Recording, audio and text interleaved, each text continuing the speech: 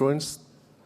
Yesterday we had a really moving day, and I'm, as a second generation, as a son of a Holocaust survivor who came to Israel in a small boat in 1946 and was caught first by the British Empire. I was really deeply touched by this meeting with the survivors of the genocide and to hear those stories. In October 1943, the Reichsführer SS Heinrich Himmler, at that time probably the second most powerful man in Nazi Germany after Hitler, gave a speech to about 100 high officers of the SS, the political army of the Nazi Party and the Nazi state. These officers were part of the Nazi black uniform elite who were responsible for the implementation of the so-called the final solution of the Jewish people, the murder of 6 million Jews in Europe, and the total destruction of 1,000 years of Jewish civilization in Eastern Europe. In this secret meeting, Himmler spoke frankly about the ongoing extermination of the Jewish people. When he gave this speech, the Germans and their collaborators had already murdered most of the European Jews. Himmler, the supreme commander, encouraged his people to continue with what he described as the most difficult mission, but at the same time as a sacred and essential for the future of the German people and their ability to dominate the world. And I quote, and you can see it here, "And we have taken no defect within us, in our soul or in our character." He meant to say that although we murdered millions of people, men, women, and children, we are not murderers. We did not commit any sin because we did it for our people and against those who wanted to destroy us. The idea that the future of the German people requires the defeat of the Jewish people was a recurrent theme in the Nazi incitement against the Jews throughout the 30s. It created a constant state of emergency. It is the Jews or us, the Aryan race, the Germans. The historian Saul Friedlander defined this extreme hatred towards the Jews as a redemptive anti-Semitism. The meaning of that is that the future of the nation, the Germans, and eventually the entire world depends on their liberation from the Jews, eventually the annihilation of the Jewish people. 7 months before the invasion to Poland and the outbreak of the Second World War, Hitler threatened the Jews that he will implement the vision of the redemptive anti-Semitism. Hitler described the Jews as the universal poisoners of all people. The motto of the most vicious anti-Semitic newspaper in Nazi Germany, Der Stürmer, was "Die Jude sind our Unglück." The Jew is our misfortune. The founder and the publisher, Julius Streicher, was convicted in the Nuremberg trials for crimes against humanity, although he didn't perpetrate the atrocities, but for distributing this hate against the Jews, and he was hanged. The two main elements in the Nazi incitement against the Jews were the demonization and the dehumanization. In the Nazi hate propaganda, these two elements were combined. The Jew was depicted as a creature that any contact with him caused death. This concept is clearly shown in the well-known Nazi propaganda movie called The Internal Jew, Der ewige Jude, an allegedly documentary movie about the war Jewry, which much of it was filmed in the Jewish ghettos in Poland, using various vicious manipulation. Showing a pack of rats spreading all over, the narrator states that the rats are the vermin of the animal kingdom. The Jews are the vermin of the human race, and similarly spread diseases and cause damage to the corpse, bring death. The most common theme in this regard was the depiction of the Jews as the eternal parasite. Accordingly, the Jew insinuated himself cleverly into the European society and exploited it parasitically. The eternal parasite survives by exploiting other nations, by sucking their blood. Wherever they appear, it is a sign of death to the host. It was the Germans who planned, initiated, and coordinated the annihilation of the European Jews.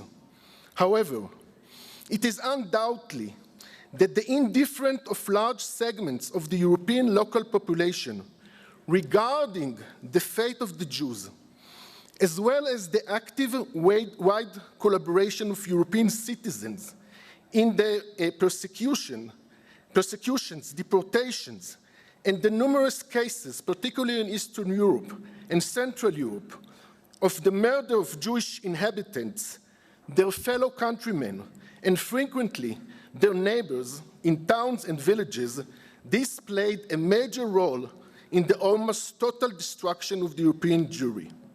It is reasonable to assume that had the local population reacted differently, the Germans would find it much more difficult to implement their plan. Thus, I would define the so-called final solution as a European project. The collaboration took various forms in occupied Europe and in the German sphere of influence. In Western Europe, in countries such as France and the Netherlands and Belgium, the collaborators were mainly desk murderers. They assisted the Germans in the necessary bureaucratic preparations by providing lists of names and addresses of their Jewish citizens, or by enacting and publishing anti-Jewish decrees. In Central Europe, such an example, Hungary is an example, a noticeable example of collaboration. Historians of the Holocaust in Hungary agree that a major reason for the SS success in completing the deportation of about 500,000 Jews within less than 2 months was the widespread, they were deported to Auschwitz, was the widespread Hungarian collaboration. Supervised by only a small SS unit, the Hungarians were willing partners in the process of removing all the Jews from Hungarian society, following by their ghettoization and deportation to the death camps. Particularly in Eastern Europe, collaborators participated in mass murder in killing fields near Jewish locations or in the death camps, themselves.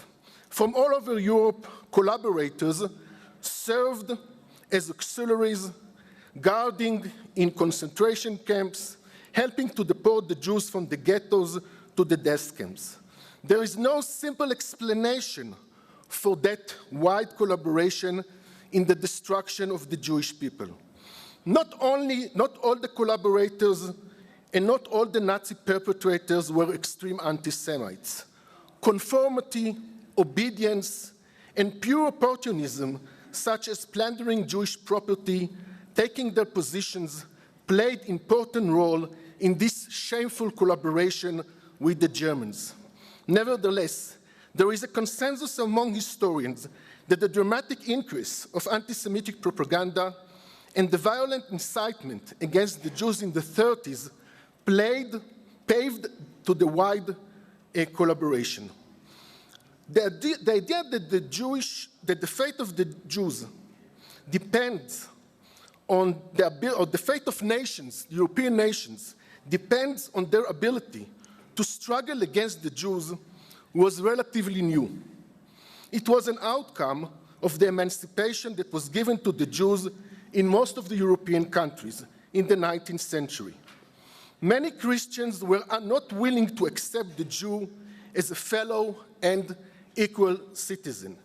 Many couldn't accept the success of many Jews in prestigious professions such as lawyers or physicians, the economic power they gained as the bankers or industrialists, and their growing role and influence in the social and the political life of their countries. While this concept that the Jews gained too much power was new, and this perception of the Jew, his power was new to Europe, the perception of the Jew as an outsider and most of the negative stereotypes that were attributed to the Jews were not new. The roots can be found in Christian world of the Middle Ages.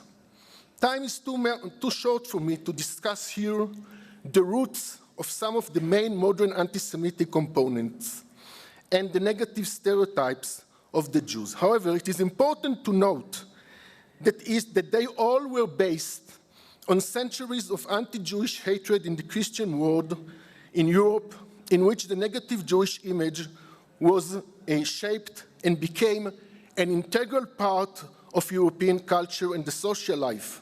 In other words, to grasp the obsession of anti-Semitic hatred and the power of anti-Semitism, the anti-Semitic incitement in Europe in the 30s, one should study the history of anti-Semitism. The impact of Christian education in the Middle Ages on the negative image of the Jew as the evil outsider cannot be overestimated. First and foremost, the Jews in the Middle Ages were those who rejected the gospel of Jesus Christ. Moreover, they were collectively blamed for the killing of Jesus. In the late Middle Ages, in the popular Christianity, religious anti-Judaism was manifested in several extremely negative images that served to fuel inciting the mob to perpetrate violence against the Jews, particularly in the rural areas of Eastern Europe. The demonic Jews, the perpetrator of a ritual murder, the plotter against Christianity, all these images, which were shaped in the Middle Ages, played significant role during the Holocaust, as well as in countries such as Ukraine, Lithuania, and Poland, where popular anti-Semitism was deeply rooted. Let us take, for just one example. In 1941, after their invasion to the Soviet Union, the Germans easily succeeded in mobilizing the mob against the helpless Jews. In Poland, for example, the historian Jan Gross was the first who opened the Pandora box about the actual collaboration of Poles in the massacre against Jews during the German invasion. He proved that the Poles in some villages in eastern Poland murdered their Jewish neighbors shortly after the German invasion. In one village called Jedwabne, after 200 years living together, Poles and Jews in the same village, the Poles take advantage of the German invasion and massacred all their Jewish neighbors. hundreds of them, men, women, and children, were locked inside the barn which was set on fire. For this lecture, it is important to note that Gross found out that this myth about the ritual murder, the blood label, was rooted in these villages. According to this age-old myth, from time to time in various locations, Jews kidnap innocent young Christians and they use his blood mainly for baking matzot, for Passover.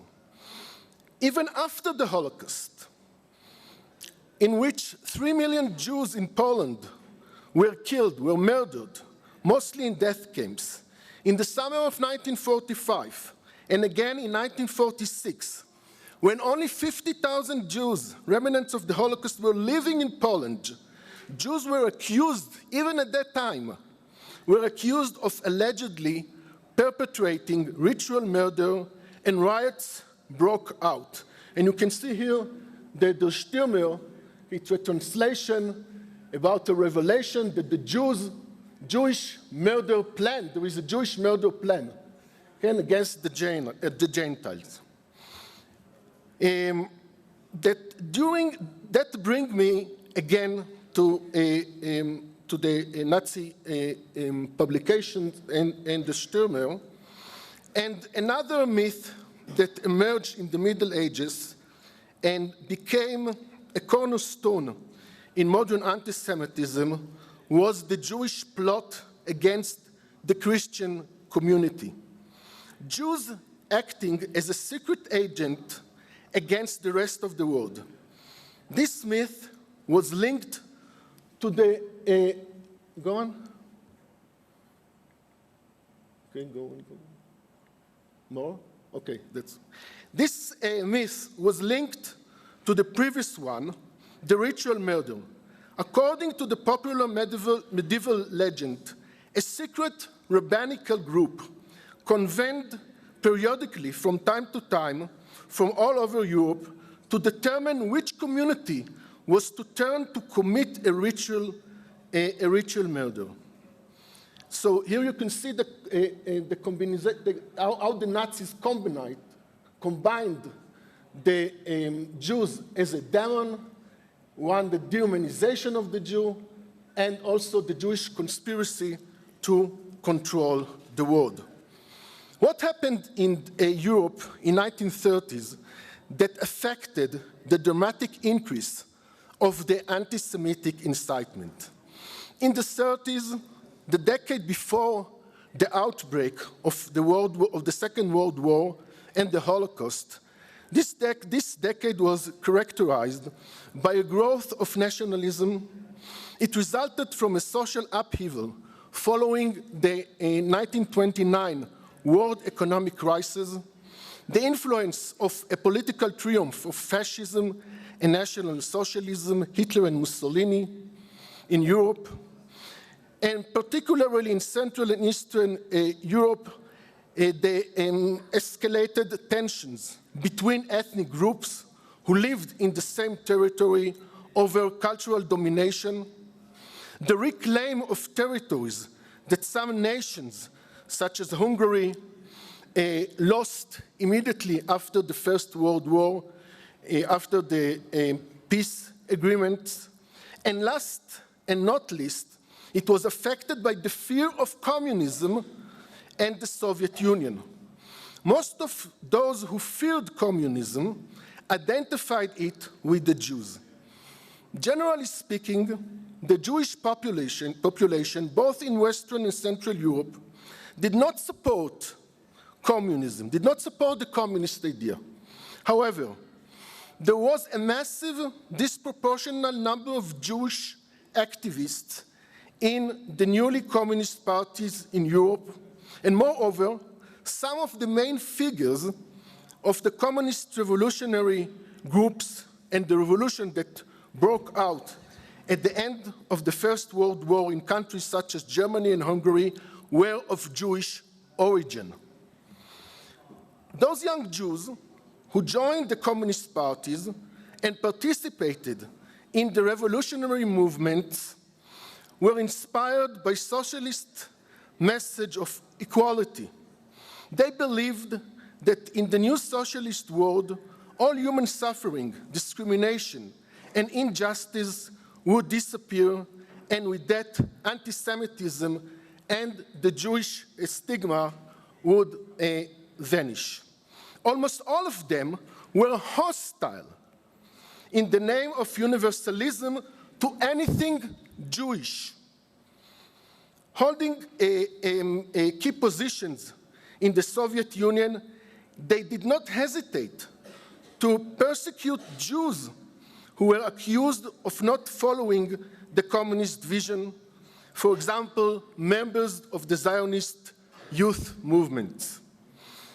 However, the non-Jewish public ignored much of this. The myth about the Jewish communist plot spread all over Europe, particularly in Central and Eastern Europe. It became a powerful weapon in the 30s against the Jews. In Poland, a special term was coined, Żydo-komuna, Jews and communists, in the sense the Jewish communism to identify it with the Jews and their political activities. On the one hand, it reflected the fear from the Soviet Union. On the other hand, it reflected the age-old stereotype of the Jew as the outsider, the not loyal to the his country, the international Jew, a soldier of the worldwide communist revolution. In almost all European countries, the nationalists repeated the allegation that the Jews are the fifth column in the service of the Soviet Union. Particularly in Eastern Europe, this incitement in the 30s about the Jewish communist plot served as a warrant for the upcoming genocide of the Jewish population. It served as the main pretext for the Nazi collaboration to initiate pogroms. Let's see, for example, how it reflected the Jewish communities in the Baltic states. In June 1940, as an outcome of the German-Soviet agreement, the Soviet Union invaded... Sorry, Doctor. Just 2 minutes. Yes. The Soviet Union invaded the Baltic states. Exactly a year later, Germany invaded the Soviet Union. It was in the summer of 1941 and occupied the Baltics. The collaboration was wider and brutal, particularly in Lithuania, which has the largest Jewish community in the Baltics. The Lithuanians initiated and participated in the mass murder of their Jewish neighbors. The perpetrators claimed that they are helping the Germans to kill the Jews as a revenge for the collaboration of the Jews with the Soviets. This was a myth. The percentage of Jews who were hired by the Soviets in occupied Baltic states was not higher from the Christians who worked with them. However, it served the battle cry in the massacre of the Jews and as a pretext to plunder their property. Even today, it serves as a kind of alibi of nationalists and anti-Semites in the Baltic states, particularly in Lithuania, as well as in the Ukraine. They try to justify the wide and the cruel collaboration. Occasionally, they try to minimize the role of collaboration in the annihilation of the Jews and even to deny it. So let me conclude here. In the 1930s, the Nazi Germany encouraged the spread of anti-Semitism all over Europe and beyond. Nazi local groups that were financed by the Nazi Germany distributed Nazi propaganda.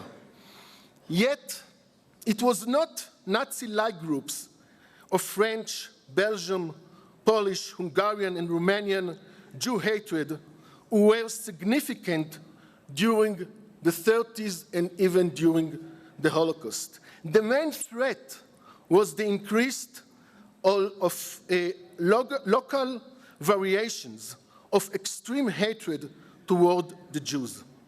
It prepared the ground for active collaboration of many, passive acceptance and indifferent to the horrible fate of the Jews of many more.